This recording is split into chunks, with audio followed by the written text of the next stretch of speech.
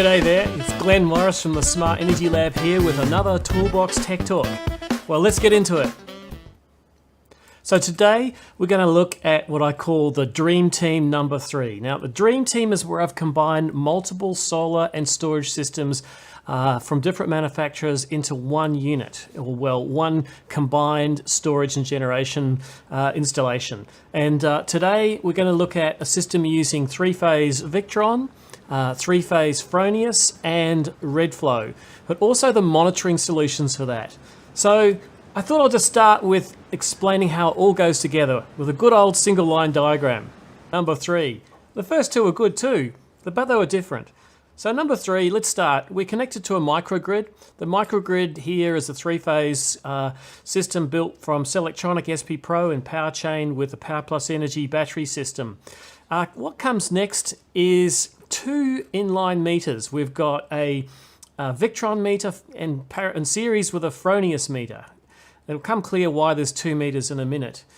This then connects to the heart of the generation system, which is a three-phase Victron Multi-Plus 2 system with the 5 kilowatt units. And that then has a load output to a dedicated load switchboard, which at the moment isn't connected to anything, but soon will be.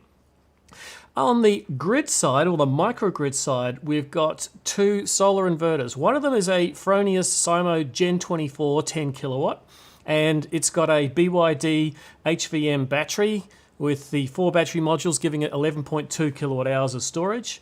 And also in parallel on the microgrid side, we've got a Fronius Simo 4.5. It's actually quite an old unit, 4.5 kilowatt, probably isn't really that popular, but I've got one here at the lab, and it's only got solar on it. So we've got 2 solar arrays connected to each of the Froniuses around at 3.5 kilowatts each. So there's the system. Now there is some other components which I haven't drawn yet because we do have some DC coupled charging as well from a Victron MPPT, but I might cover that later. So there you go, that's the single line diagram, and we're going to have a closer look at this and work out how all these things come together and why we've built it this way.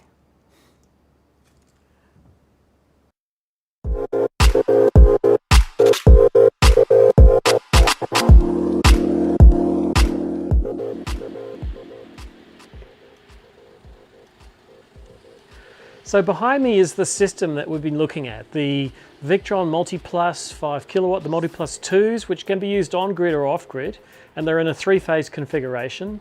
We've also got the Simo Gen 24, the 10 kilowatt hour unit here, thanks to Fronius, thanks very much for that. And from BYD, the HVM, that's the 11.2 kilowatt hour stack. There's 4 batteries in this stack. They go up to 22 kilowatt hours if you want the full stack of these. Down the end there is another Fronius. This is a Simo. It's a little 4.5 three-phase, and we've got the amazing Redflow ZBMs, the flow batteries. The smallest flow batteries in the world, I believe. These flow batteries are working in unison, so they both store 10 kilowatt hours each and provide 3 kilowatts of power to the loads. So when they're both online, we get double that. And when they're cycling, because occasionally every 4 days or so, as I mentioned, they will go into a strip phase and basically rebirth themselves and clean up their plates. It's amazing. It's just a battery manufacturing plant. So some other things to note here is there's quite a lot of monitoring going on behind me. We'll look at that in closer detail in a moment. And down the end there is the switchboards. There's 2 boards. One is for the grid side and one is for the load side. And the grid side is the one with the 2 meters in series, the Victron meter and the Fronius meter in series. That allows them to see the exchange of energy with the microgrid and to optimize self-use as much as possible. So the way we've got it set up is that it will actually use the HVMs first. The HVM battery will be the first to respond and supply power to the loads. And second will be the Redflows. So I'm kind of using the power and short discharge rates that we can get out of a lithium battery here, and using the 20 kilowatt hour storage as my sort of long, deep discharge periods. Of course, if neither of these can provide enough for the loads at any one time, then we've got paralleling with the grid, of course. So the microgrid here can supply another 25 amps 3-phase, and that should do it for running basically a house. So we've got, as I mentioned, two 3.5 kilowatt arrays, one on the Gen 24, one on the older Simo, and 30 kilowatt hours of storage roughly here beneath me.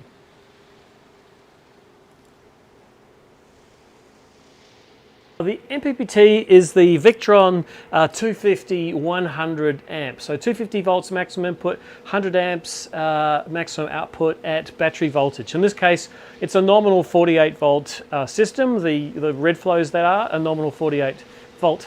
It's worth pointing out that the other battery in this system is a high voltage battery. It's operating around 200 volts, but it's not parallel to the Victrons on the DC side.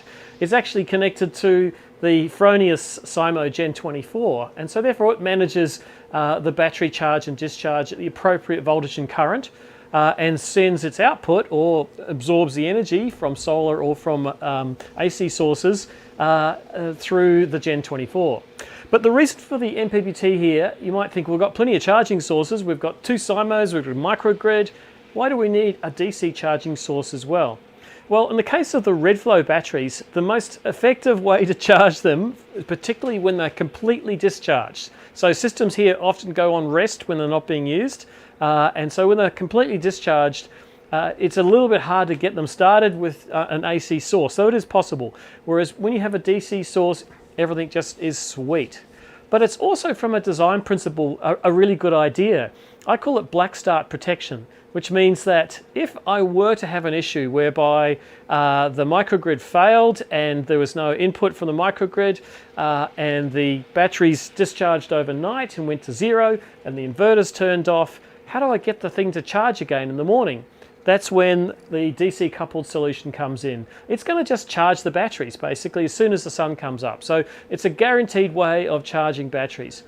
And from other perspectives, DC charging is probably the smoothest way to charge a battery. There's no ripple at all, it's just DC. There you go. So DC coupled, AC coupled, all of them together on one system. So this is a bit of a close-up on the Z cells.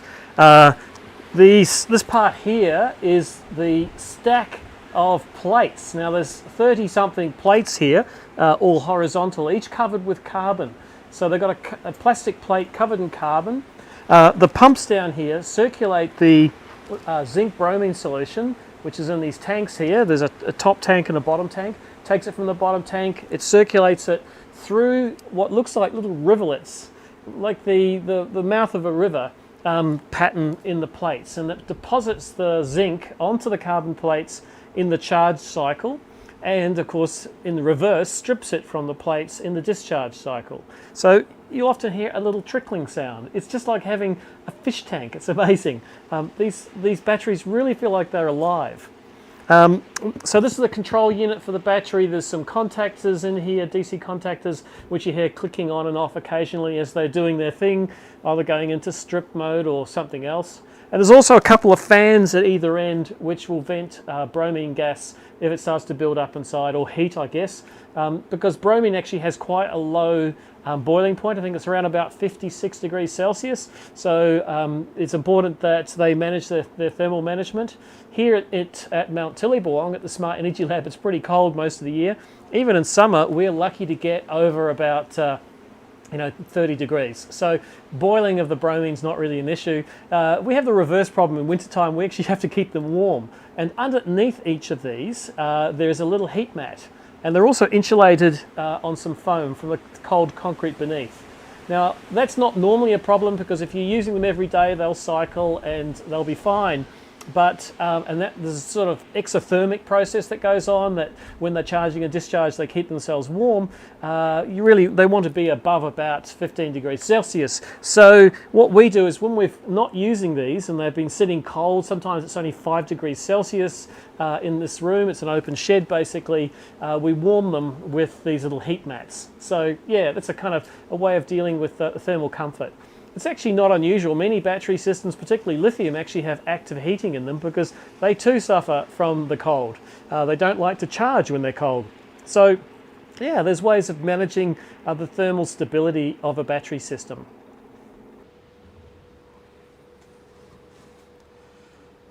This is the latest in the GX range from Victron. It's the Victron Serbo GX.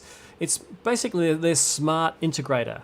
You can connect all the Victron products, well, lots of the Victron products to this. It's got so many ports, it's insane. Everything from fuel levels to the Ethernet to CAN bus, Modbus, VE bus, VE direct, you name it, it's got it. So digital inputs, outputs, all of this connected to this device, and an HDMI output for a touchscreen. So what you're looking at here is the touchscreen associated with the Serbo GX, and it's great. You can do all the programming from this interface. You can monitor it. It's beautiful looking. I think it's one of my favorite displays of any system for a customer to understand how it's working.